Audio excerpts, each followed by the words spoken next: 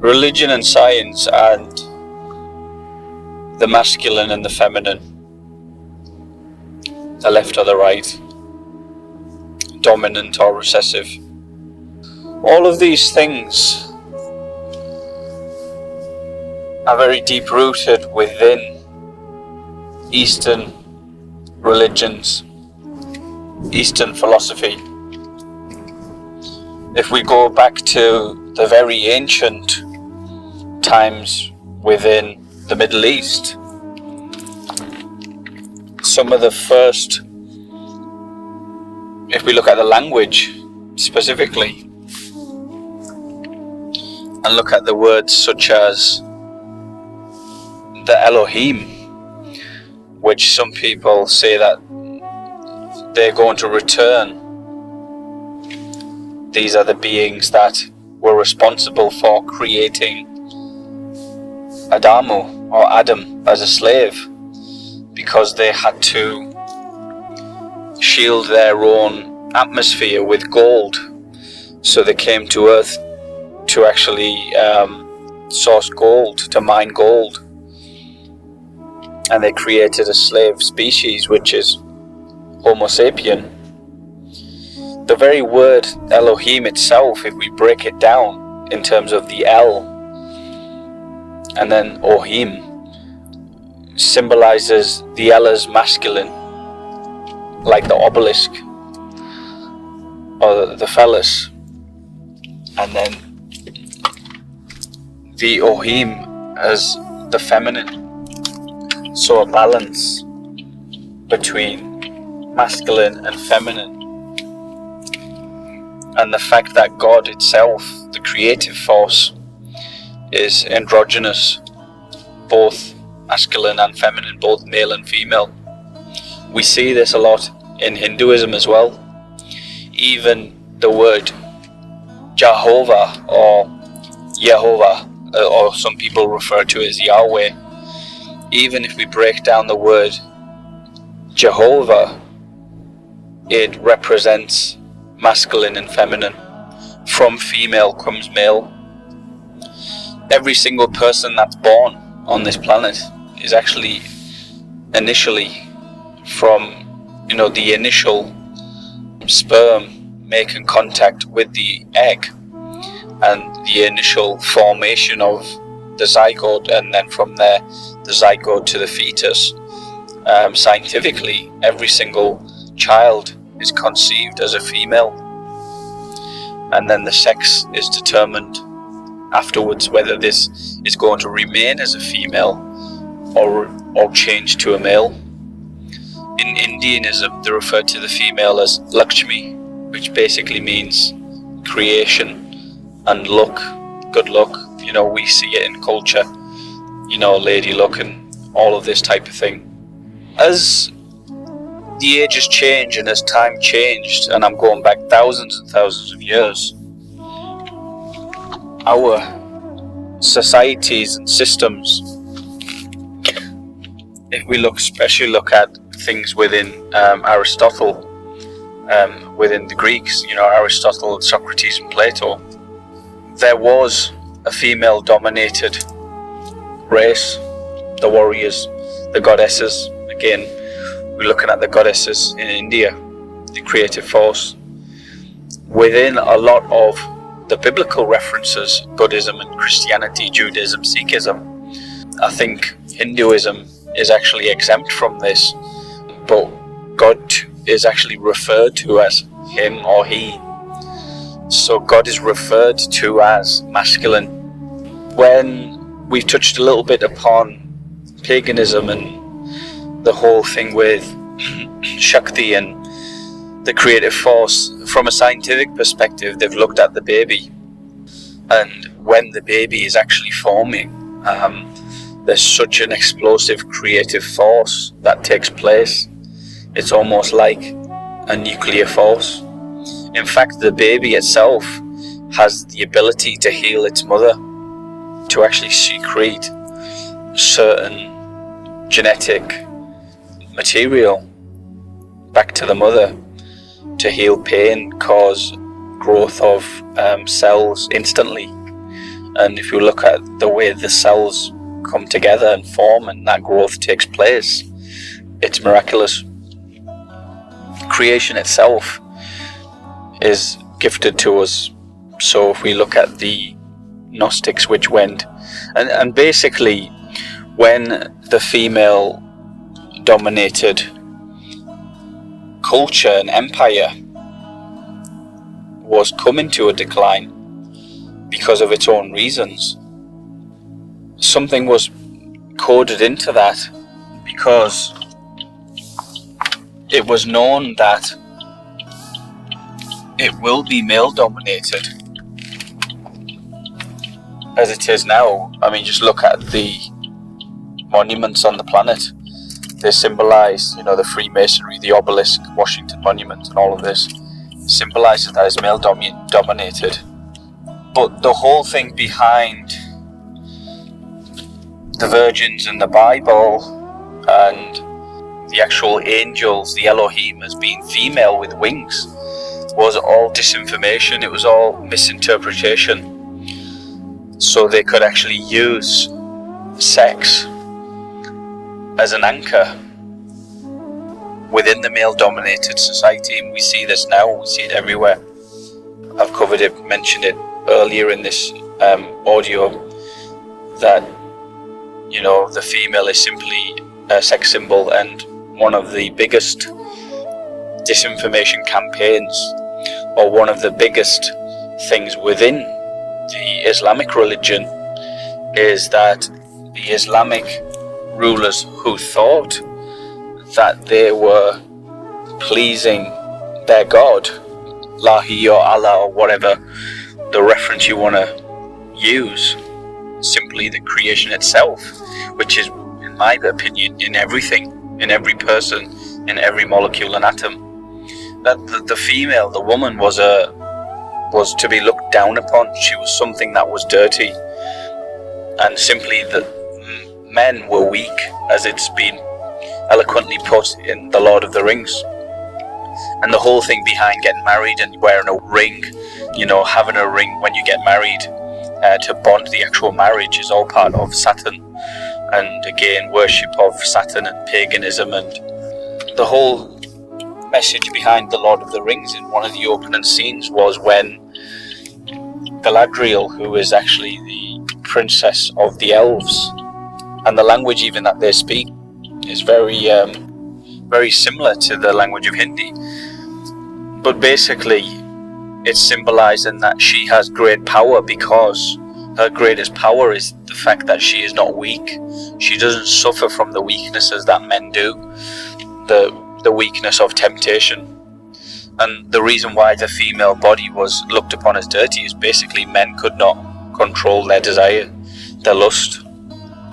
So within Islam, it was decided that the only way that they could stay unsoiled, their mind itself, and they could remain of clear mind and clear thinking, was to actually cover the female, to cover the woman, cover her hair.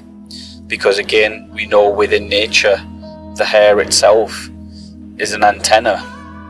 And if we look at intimacy and that whole energy behind creation and sexuality, the long flowing locks of hair is something that causes that desire within a male, within a man.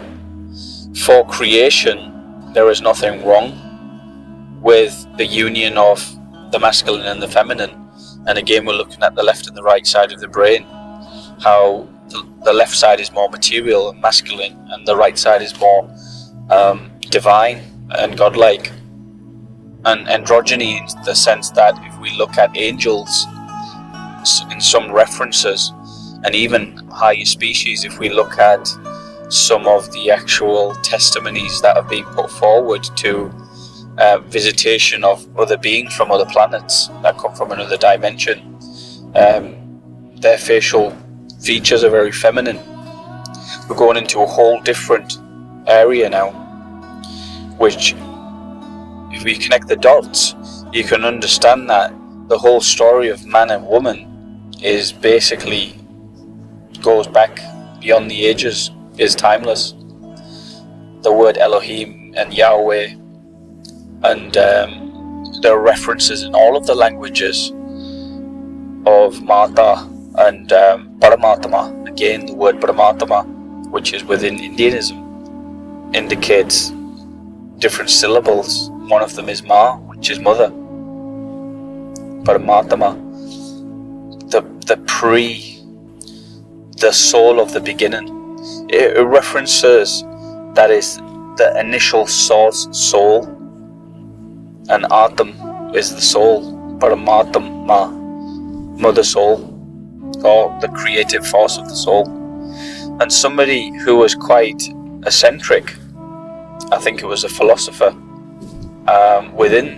there's many professors and philosophers and doctors of Eastern knowledge within Sikhism. In fact, the mystics, a lot of today's intellectual religious scholars within Sikhism are actually professors. And it was eloquently put by one of them. I think it's the guy who written the book, The Gravity of Science, when he's talking about water and the 5 elements, Pani Pita Mata Tarta Mahat, which basically means that the water is the father and the soil is the mother, the earth is the mother. And he's talking about how we utilize energy from hydrogen, from water, and how if we were to utilize more than 10%, 30 or 40%, a single person would have the ability to lift a car, and how we have lost power over time. There's a degeneration. Again, it's all to do with karma, it's all to do with the motive, it's all to do with, it was even written within the scriptures that a time will come where man does not have the strength to pull a single blade of grass from the earth. Because what is strength? Why is it that we all have different strengths? Where does that strength come from? So the masculine and the feminine, in terms of a balance, is the creative force. And this is referenced everywhere within all of the traditions. Again, due to motives and due to what was preordained from karma and those motives, it was eloquently encoded that the female still is the dominating force on this planet. I would pretty much say that is the case, even though the men of the world think that they are dominating this earth. It's definitely not the case.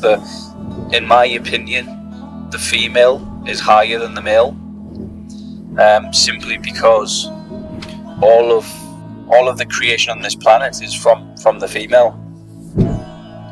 So that force of creation itself is divine feminine.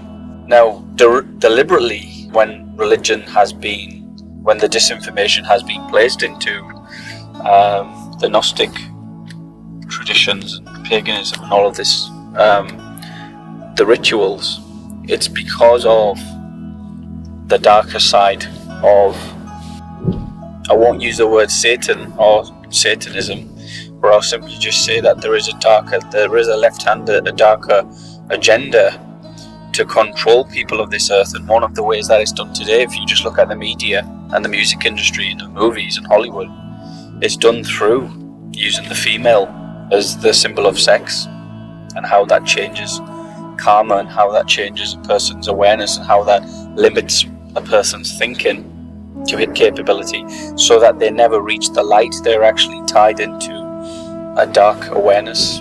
Their vision itself changes from this type of lust and desire. The female, again, it's not the thing, it's the motive, because certainly within Hinduism, they're the most open religion on this sense. If we look at the 2 trees, even within Judaism, the Kabbalah and the Tantra, and if we look at Kama Sutra and Tantric things within Indianism, the feminine within Hinduism and Indianism is worshipped as the goddess. If we use it for expressing a release of energy, which is not going to be used for procreation, then that itself is metaphysical, and there's energetic repercussions, like I said before, that everything has an energetic residue that's then open for, for abuse. It's open for abuse. That creation force itself is something that is being, for the vampire beings that are out there, the dark beings within darker dimensions, they feed off that energy, that sexual energy. And this is what started happening in the times after the Spanish Crusades, and when all of the rituals came into Christianity because of misinterpretation and taking the meaning literally. This is something that Christianity does a lot. It takes the whole meaning of things literally. Even when Jesus gave his teachings within the earth, he said that some individuals will have some knowledge and other individuals will have a more deeper knowledge. So we can look at things in two different ways, either from the surface or go deeper. And again, it's because one of the reasons why that was done is depending on what your motives are and depending on who you are as an individual, what your actual purpose is as a soul on this planet, you will interpret things in a way that had been designed for you to interpret them. Somebody who has done more good deeds, good actions, will interpret that knowledge in the correct manner. Because we had this debate before, I had it with a few different people, and God does not want the light or the actual good side of creation does not want the knowledge to actually be given to those that do actions of bad. So there is an actual defense mechanism built into all of creation and understanding that those who are ignorant for a reason. Those who are in darkness for a reason. The female itself is way beyond in terms of mental capabilities and in terms of the intuition and psychic ability. The female's body is different, the female's brain is different, but she does not suffer from the actual desires that men do. That's being changed now within genetic modification and foods and all of the actual hormones and things that are being put into foods to simply, try to change everything, the transhumanization that's happening. But yeah, if we look at the comparisons between a woman's thinking and a man's thinking, I would definitely say that the woman would soak up more knowledge. It's more tuned into that type of reality. So one of the interesting perspectives on the whole side of the Gnostics, paganism, rituals, and even within Islam, if we look at that, there is an element of that is quite in the dark. Gnostics, they're in the dark. Pagans are in the dark, even Jehovah's Witnesses, and a lot of religious scholars within Islam are actually in the dark, simply because they have just become more absolutist and saying, well, we cannot do these things, we won't do this thing. Everything within the universe is more intelligent than us. Like I've said before, in terms of forgiveness and karma and all of this, it's all intelligent, it's all conscious, it's all alive. We can't technically make a mistake because the fact that we are in this existence indicates that we've already made mistakes. Is this existence hell? No, not really. Is this existence a gift? Yes and no. There is no absolute thing within creation. It's all to do with interpretation. Some people love this existence and say, well, if we reincarnate and come back again, that's a great thing. I want to do it again. Some people go through, especially when they go on the path of truth, which is very destructive, say, well, I don't want to come back here again. I want to transcend to a higher plane of awareness and existence and reality. And my personal understanding is that's where the female comes from. The female itself, the actual being as the feminine being, is not of this world. The masculine potentially is not of this world. Like I said, we're all composites of different races. But it's a very interesting thing that personally I will actually do some more research on, because I don't know a lot about this, but I would love to know where the actual female originates from on this planet or beyond, or even in the stars. Where does that feminine force come from, and what was the true purpose of that feminine force, and how is it now that we are in a male-dominated society and we're seeing all these problems? A lot of people would say, well, if you actually put the female and the woman back in control, it will cause more chaos. And it's very symbolic where we see in politics, and even in the UK politics recently, one of the females has been elected as Prime Minister. Do you think that's not some form of ritual or some form of an order from a higher decision, that she becomes Prime Minister? Of course it is. So we have to look out for what's happening, not only within society and politics, and a lot of politics is within religion. That's not the side of religion that I have talked about, because I've deliberately left that out. There is definitely those elements, if we look at the Vatican, if we look at the gangsters and the cartels, and we look at how the world is being run and how religion is being used to manipulate people, yes, there is politics within religion, but my perception of religion is more holistic and more spiritual. A little bit Gnostic, I would say.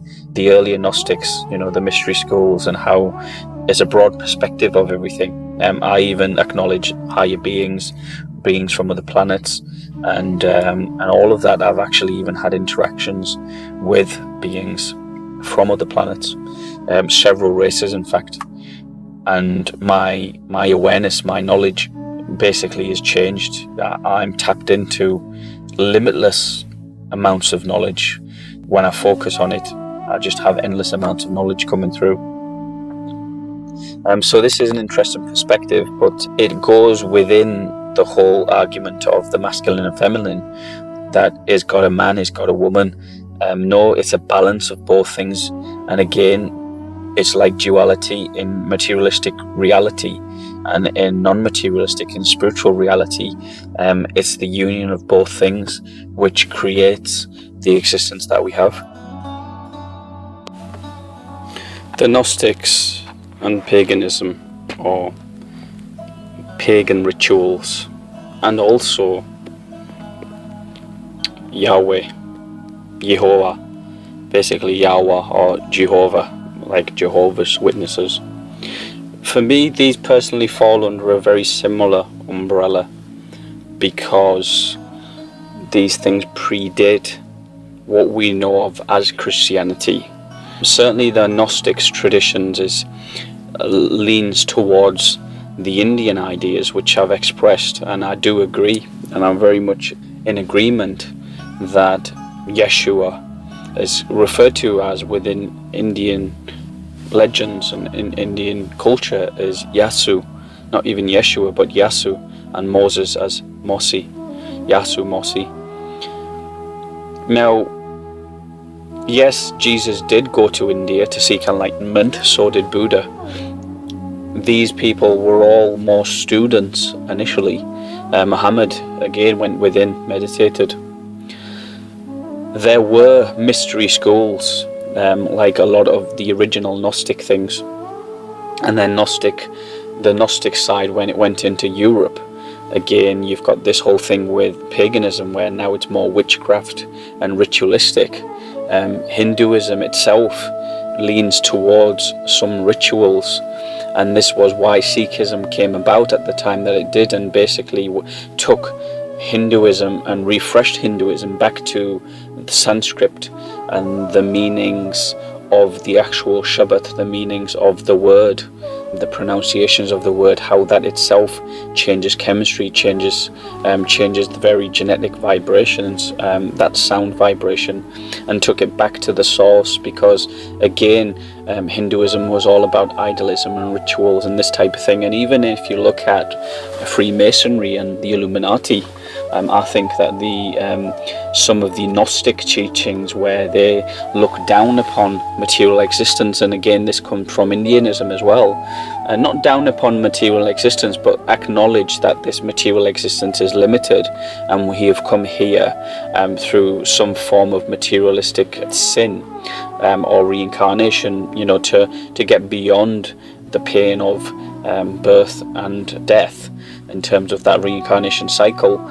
Within the Gnostic side of things, that basically looks upon this existence as a sin or something bad about this. I mean, a lot of the Gnostics, ancient Gnostics, basically said that there was some error, there was some mistake, because they were so enlightened. Why were they living in this materialistic existence, that the body and flesh itself is a dirty thing? Well, Guru Nanak basically said that the body and the flesh is of the flesh. We consume flesh, we are made of flesh, we are living upon the earth, we are bound to the earth, we are made of the earth.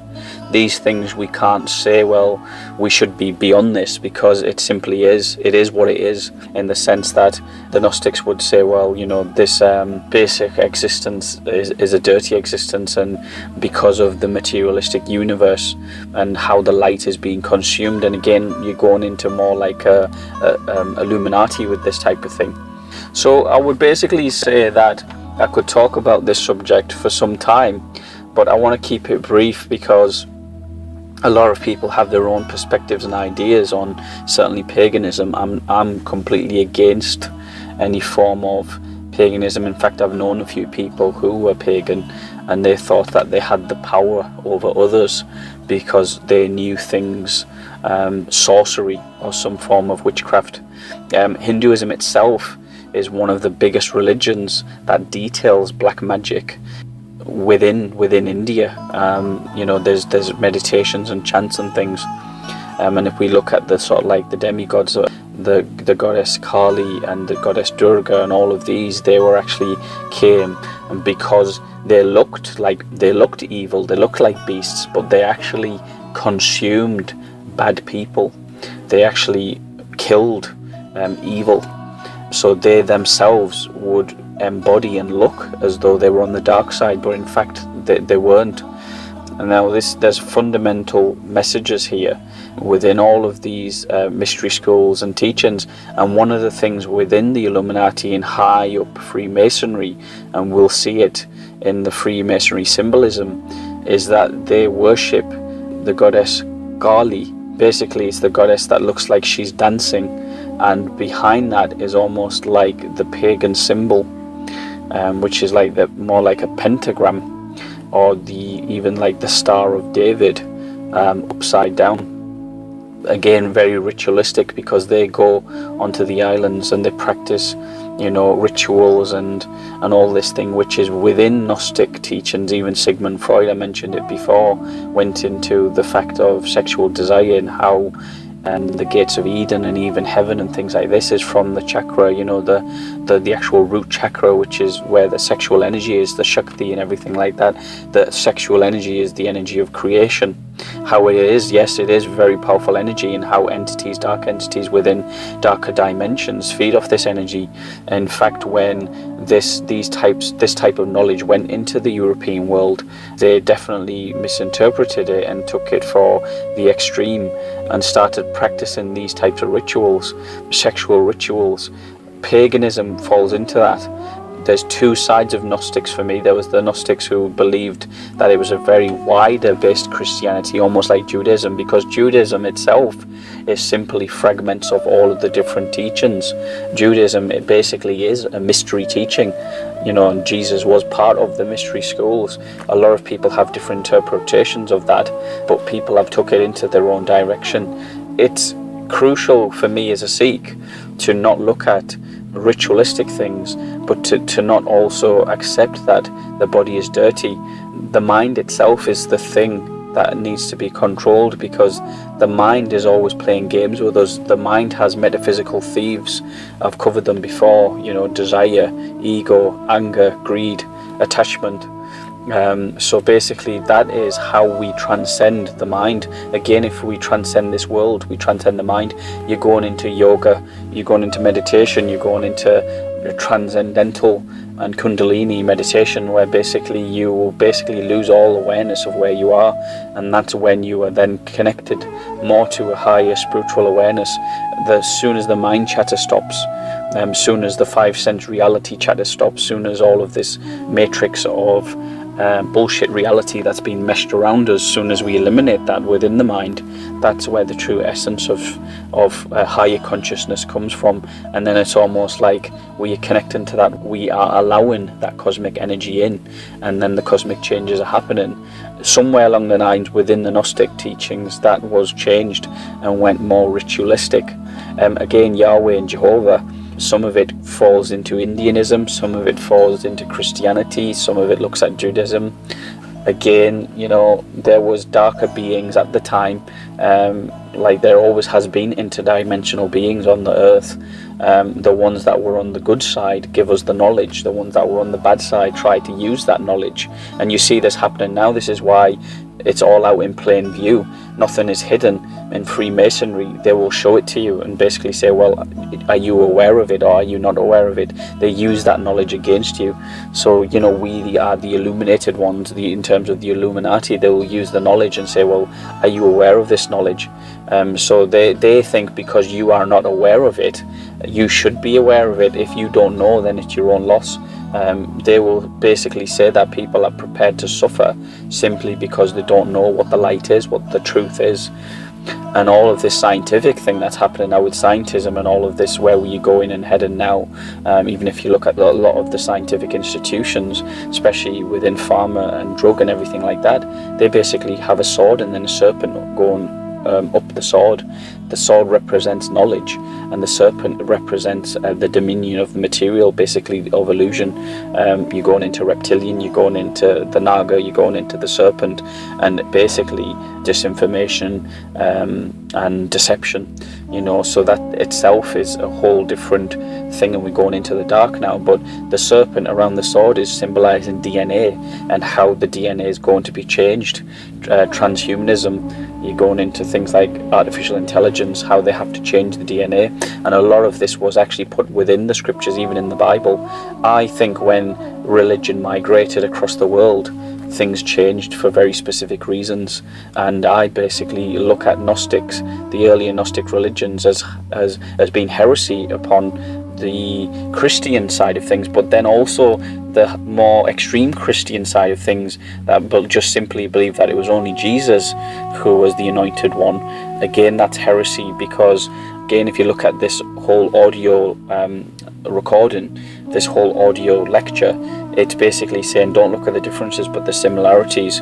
So, you know, that's another interesting perspective on paganism, rituals, the Gnostics, and also the Jehovah's Witnesses. Yes, maybe the Jehovah's Witnesses have a small area of what they believe is correct, but then based upon their own biased way of thinking or whatever they want with that knowledge, however they want to portray themselves, they've then basically said, well, you know, we are better than the other people, you have the wrong story, we have the correct story. And we see this happening now even within Sikhism, within the different sects of Sikhism, and there is 2 or 3 different sects within Sikhism. Again, there was a caste system in India.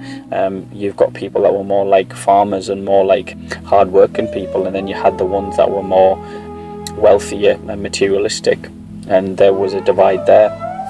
You have those that don't believe that. The 10th Guru, Guru Gobind Singh, who took the sword and became a warrior and fighted to basically protect the innocent. The Radha Swami, the people within the Sikh traditions, believe in more like a saint, and said that Guru Gobind Singh wasn't the true Guru because you can't fight evil with violence. Well, simply, and I accept this because I'm of a warrior spirit myself, I will say that when all other things fail, taking the sword is the righteous thing against evil. You know, you have to protect yourself, and we'll see within many religions the fact that it is one of the elements within the religion is the fact to protect yourself. You know, it's the metal, it's the sword, and that type of thing. So again, it's all very symbolic. You have to look at everything from a wide perspective and then decide for yourself what you think is the truth. But in my eyes, it's all true, but just man's interpretation has taken things into its own direction. And again, it's all about motive. What is the motive? Why has that happened? Wherever the motive is dark, or it serves an agenda which is service to self, or a selfish agenda, that's where you have karma coming into play and changing things. And that's basically why we are in material existence. When people say, well, if we do bad things and we'll experience hell, well, we can actually experience hell within a few days, because karma causes so many problems. If we do something that's wrong, normally comes back to bite us in the backside anyway. So we experience heaven, hell and earth all within this existence. It's all basically here. We can't comprehend what hell is if we're in a spiritual form, in a form of a light body. We can't comprehend what heaven is if we're simply part of consciousness, because at that point in that reality, we are within that reality. So we will only comprehend what all of that is in a physical form when we're in human form. So within it, religion has encoded within the scriptures and the writings, which go back thousands of years. It's interesting that the Christian Bible, the origins of that are actually in Egypt, the Middle East, Iraq. Words like the word amen is actually an Egyptian word. So it's very likely that 50%, if not more, the stories within the Bible are from the Sumerian tablets and the Sumerian writings back in Sumer, which is ancient Babylon. And 60 or 70% of them pictographic stories that are written in the scriptures and the tablets make up the same stories that have been passed down for thousands of years that then formed the Bible. And it's very similar to Indianism. I mean, it's widely known knowledge that Jesus actually went to India to seek enlightenment, and self-realization and enlightenment are things that I've covered before on my YouTube page. I'll link to that, and that's a whole different side to it. But there's several factors within religion which I will detail in the next chapter, which have got very scientific reasons as to why they've been included. It's all to do with the human mind. This is a mind-based planet, in my understanding. This is a holographic existence. Human experience is very experimental. There's reincarnation. There's people that come here to experience certain things. There's teachers and guides and gurus, and the people who have been written about, who have changed human thinking, who have fashioned human thinking, and guided human evolution in a mental state to where it is today. There's radical thinking, there's non-radical thinking, there's people who are absolutist, there's people who are very green in terms of their thinking, who have a holistic view, who will stand in a debate where somebody is an atheist and is basically talking about why they don't believe in God. And we'll look at that from an entirely different perspective. There is, like an onion has different layers. If you go from an animalistic state of mind, which is the top layer, the outside layer, and then keep going deeper, and remove that layer away and go to the center, towards the middle, you get the mind, you get all of the different things that have come in place in terms of history. You've gone from being tribal, being very tribal and having your own tribes, to then seeing people who are the rulers of that tribe, like leaders and kings, and from there you've gone into sort of like dictatorship and government, where we are now.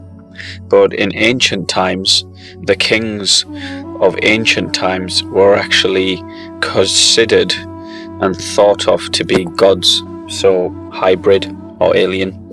And in the different phases of humanity, humanity itself is a composite of different races from different star systems, or potentially even from this galaxy or even solar system. And gods then became kings, and this is all to do with bloodlines. Again, you can look at bloodlines.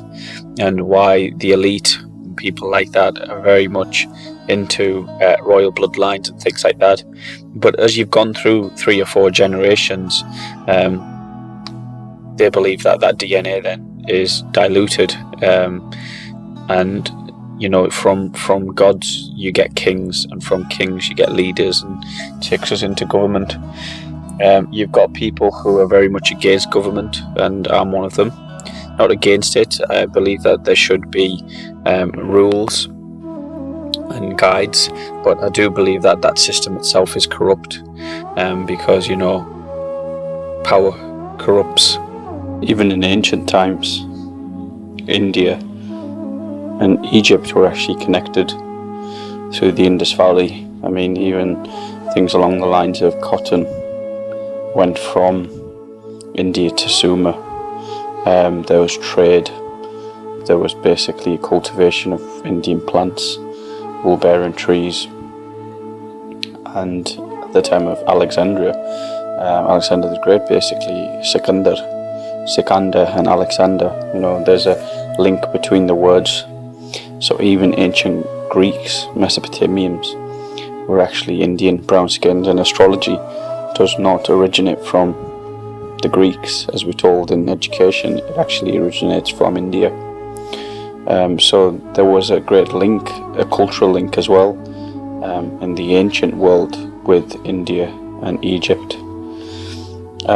George Lucas potentially has got his heritage in Freemasonry, and Indiana Jones, he's specifically given it the name of Indiana Jones. He references Christianity in ancient artifacts, but he has, like a couple of others, a couple of other movie directors and producers, he is fascinated with the history of India. And even if we look at Star Wars, and when he says Darth Vader, what he's referring to the Veda, the knowledge, the Vedic knowledge, Darth Vader is in Dark Vader, is the story of Antarishk, which is in the Mahabharata, the great Star Wars, the fight between light and dark, and how it links to metaphysics and material, which is why if you look at a lot of movies, the superhero movies actually originate from the super beings of India, Lord Vishnu, Shiva, Brahma, Mahesh, all of the gods that had superpowers. So the whole thing behind the X-Men and all of this, and even in one of the latest X-Men movies, in the Apocalypse movie, it shows you that it goes back to the gods in Egypt and bloodlines and things like that. But the ancient superhero movies have very similar stories in them that are in the old stories of India. That certainly I've heard a few stories from my elders, and they resemble very similar to the superhero stories.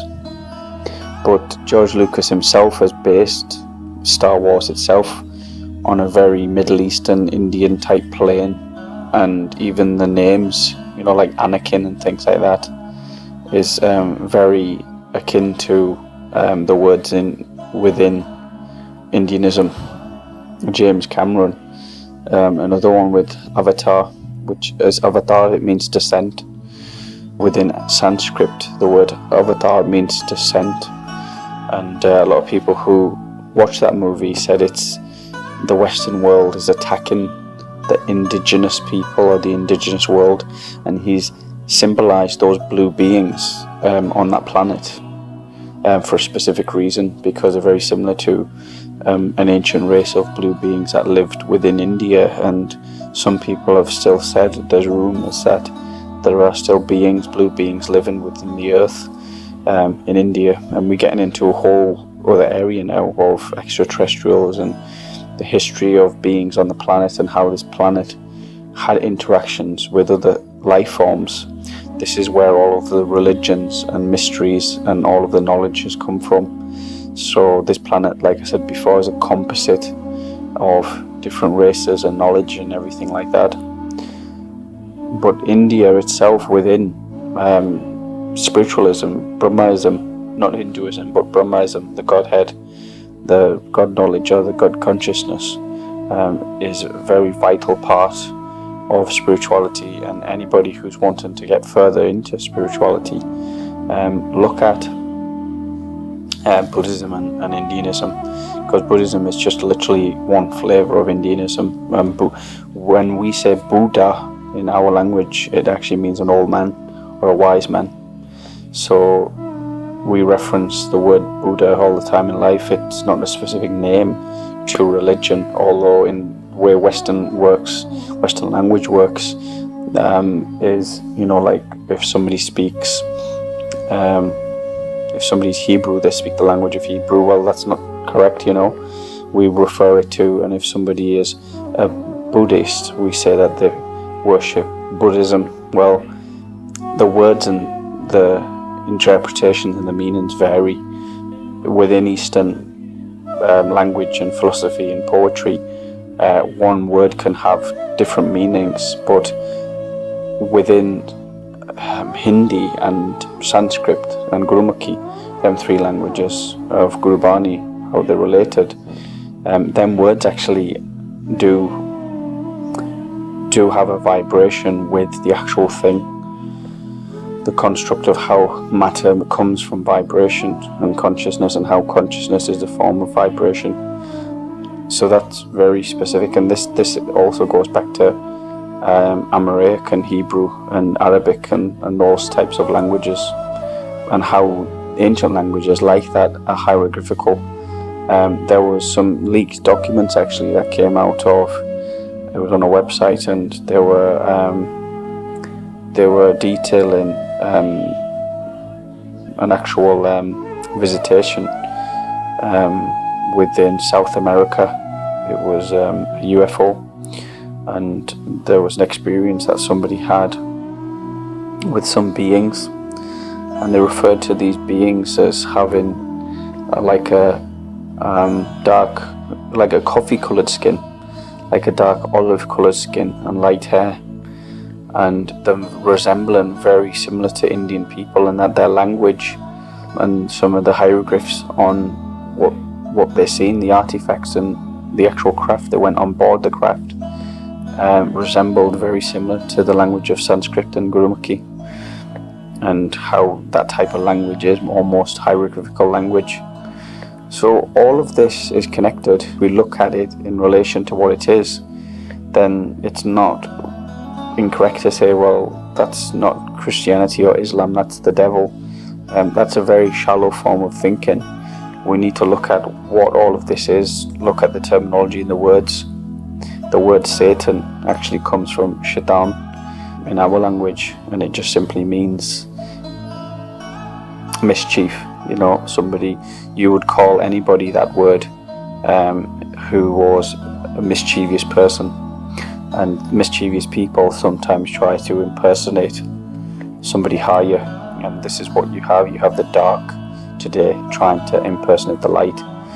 Everything is not what it seems, so you've got people who may look and be acting as if they're in places of power and government and politicians that are serving the good, but they're the very people who are actually serving the dark side.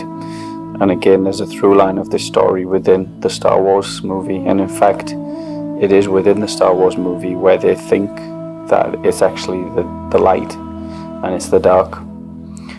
So that's one of the actual things within the construct of the way the dark works, is that it tries to show you something that it's not. Again, that's metaphysical, and that's explained deeply in religion. It's not explained within science. So that knowledge is put into religion, and even in the form of prophecies and predictions, where it's predicted and said, and this is how it was so accurately predicted, that towards the end times, the first coming of Christ, or the actual Messiah, will not be the actual correct Messiah. It will be somebody who claims that it's the Messiah, and the second coming will be the actual Messiah. I don't know which version is correct or what is correct. All I basically know is that it's specifically been pointed out, so that is significant. And I would probably say that we are at a pinnacle point now in terms of humanity. Spirituality, religion, whether you want to call it that. This whole audio has been about the fact that religion is like a coat to protect us from the rain, to protect us from materialistic existence, suffering and that type of thing. But now everybody's wearing a coat that's got their own unique badge, and it's gone beyond the point of the fact that the coat is just there to shelter you from bad weather, keep you warm and keep you waterproof. It's now that, well, look at my badge and mine's better than yours, and this is what religion has become. It's, if several scholars, and I think this is happening now in today's age, but several scholars from all different faiths to simply sit together and to connect all the dots and look at the similarities, they'll find that they'll be astonished with, in a period of 20,000 years, if we go to the mystery schools within India and Egypt, and then go through, like within the Mahabharata and what happened in India and Dwarka 6,000 years ago, when the Krishnan beings left, the higher beings said, well, we finished on Earth now, and they went into their ships and literally flew back to the planet that their ancestors originated from. And they said, we're now going to cause a plunder. There was a war, there was a nuclear war, so they had technology. When they talk about the Brahma Shastra and within ancient aliens, and they talk about this in the scriptures, they're not just talking about swords and knives, they're talking about actual technological weapons that they had, even to the point that they could harness the weather and cause earthquakes and things like that. And again, we see this now within HARP and the technological developments that we now have. But they plundered this earth into a dark age, and the actual demigods of that you see in the movies like Jason and the Argonauts and Sparta and things like that, the Greeks in Greek mythology, Poseidon and all of these actual gods like Medusa and all of this, again very symbolic that they were left because they were not evil, but they were the bad ones.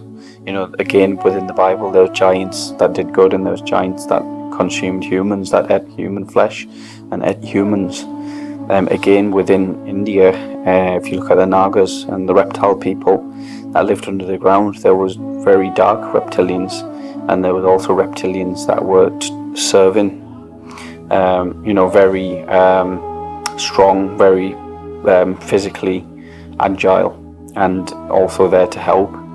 And you'll see that through reincarnations of human form, very desensitized people, cold people, but actually people that are quite, lacking confident, have anxiety issues and all of this. And I actually see it when I look at things. I see patterns, I see symbols, I see a link between DNA and faces, and all of this is very clear to me in terms of the ability of vision that I have, how I can link things in my visual memory, and I will actually see different forms, different composites within human genetics just from the surface, and it's all in the face.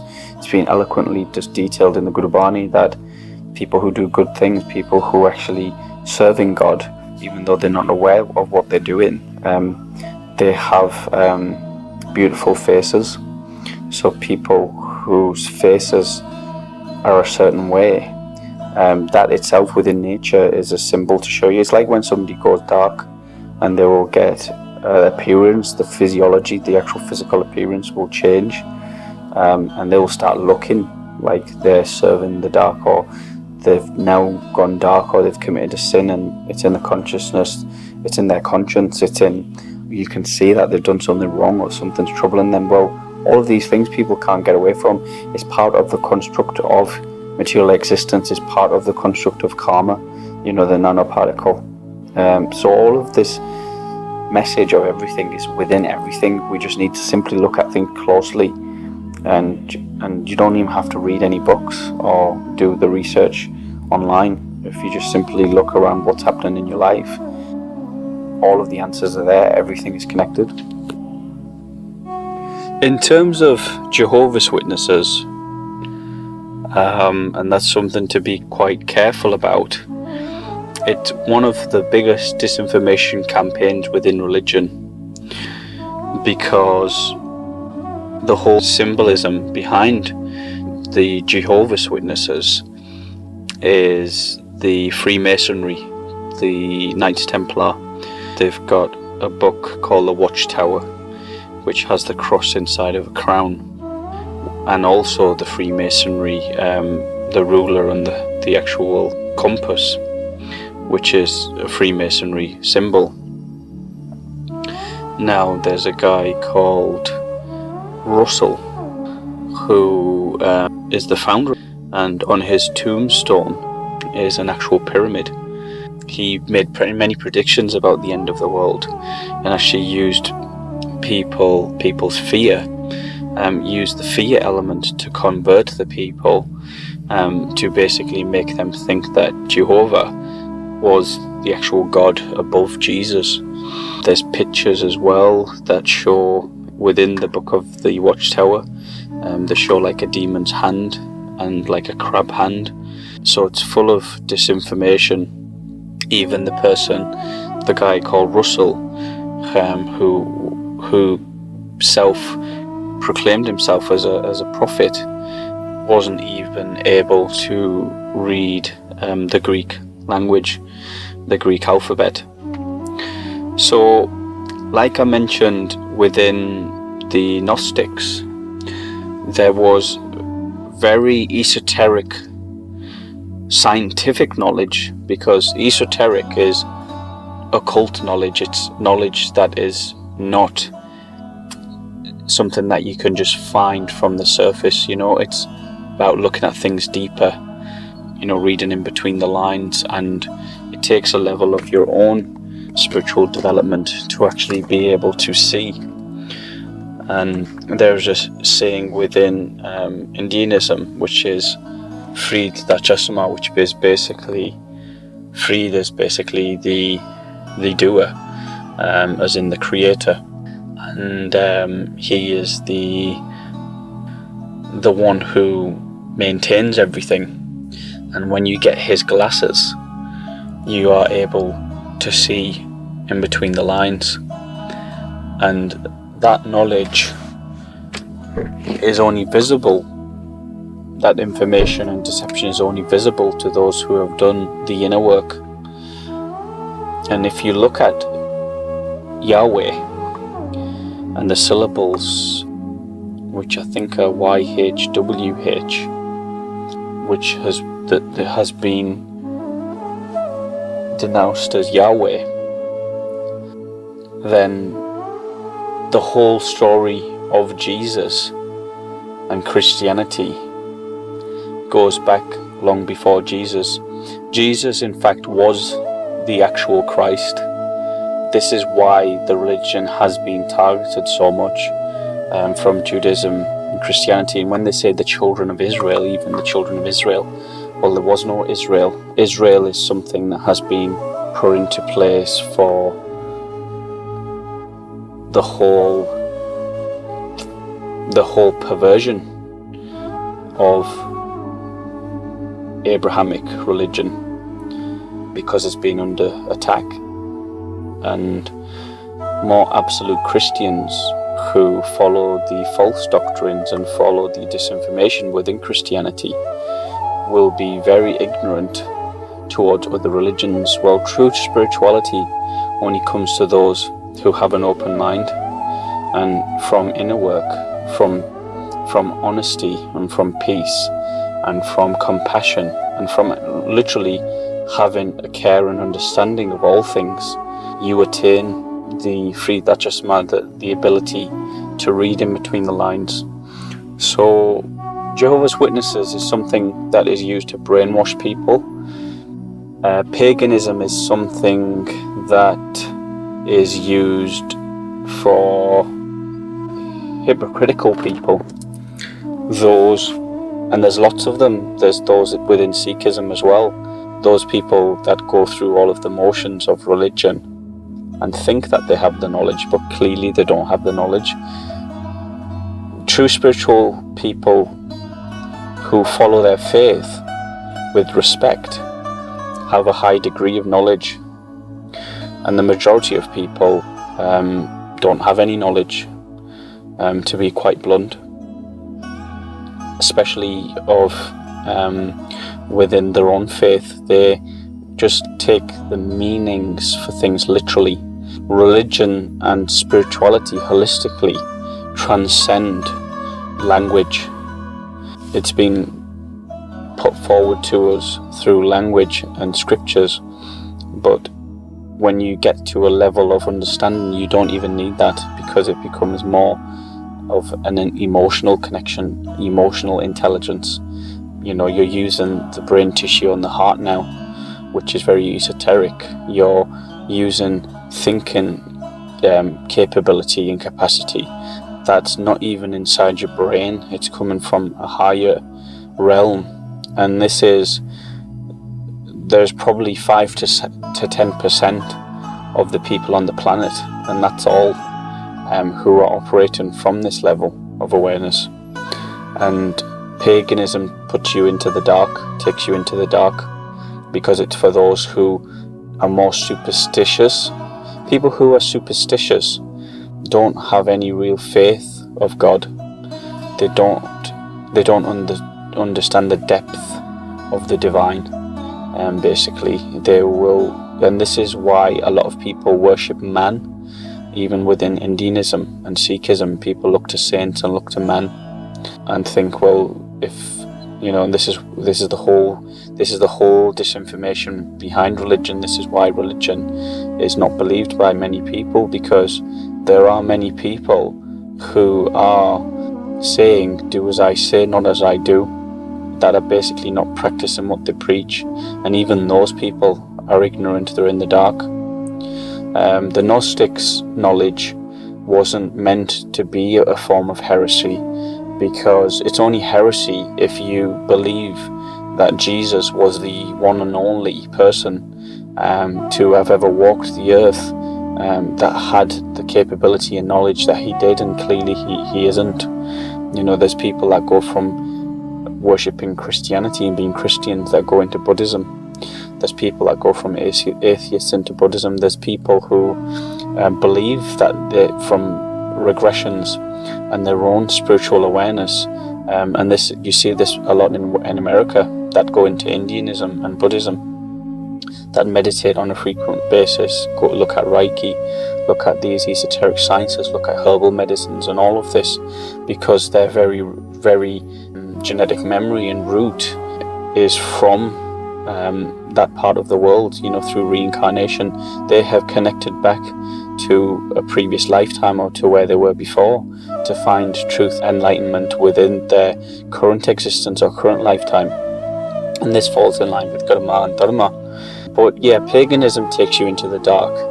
Jehovah's Witnesses take you into the dark, but there is an element within Jehovah, Yahweh, and that understanding that is very correct. So let's not get that wrong, because there is something there within Yahweh and within Christianity and with Abrahamic religions.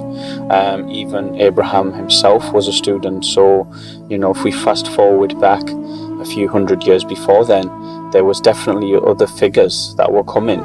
It's simply knowledge that has been removed from the history books, and this is why it's very relevant within Indianism and the Gnostics and Judaism, because Indianism gives you a perspective that we can all get to that level. And Jesus even said, if you follow me, you will become me. If you watch the movie Stigmata, the Vatican's actually hiding some of the true messages of Christ, and it was break a piece of wood and I'm there, lift a stone and you'll find me. And that is very symbolic to eloquently put that the actual doer, the actual Kudarat, the actual creator, Paramatma, is within everything and everyone, from a bird to an animal, to a grain of sand, to a person, to an elephant, through all the animal forms. And within Buddhism, people believe that even animals, and I actually believe this myself, one of the things with Sikhism and Buddhism is they're very similar. Even it's symbolic that Buddha himself has a cobra sheltering him, and this is very symbolic, because Guru Nanak had the same story. There was a cobra that was masking the sunlight from burning Guru Nanak's face when he was asleep, and people actually had thought that the cobra had bitten Guru Nanak and poisoned him, and he was actually dead. So that's very symbolic, but the whole thing within Indianism is that it's all information and it's all quantum and it's all dharma and karma, so there has to be reincarnation. Energy is not lost. If we're off the earth, then we are connected to the very animals. And if you look at spiritual evolution or energetic evolution, which is going into sacred geometry, and how things change with geometry and how energy takes different forms and shapes, and how transmigration works, how energy transfers, how a caterpillar becomes a butterfly, and all of this, which is very symbolic in nature, and even the Egyptians understood and believed this, then you have to accept that everything is connected. So if everything is connected, then it's one truth. And there's a phrase within Gurbani, within Sikhism, and is basically there is one teacher, there is one guru, and then there's one understanding. There's one creator, there's one master, there's one teacher, there's one student, and there's one understanding. So basically, the simple truth is the only truth. There are many truths, but it all points back to that single truth. And it makes sense to me. And through all of this audio book, you've obviously seen me connect some of the different elements to the different religions. But don't just take it and leave it there. Do your own research. Look into what I've said. And I'm sure that you'll find that what I've actually told, what I've taught, is very significant and very profound.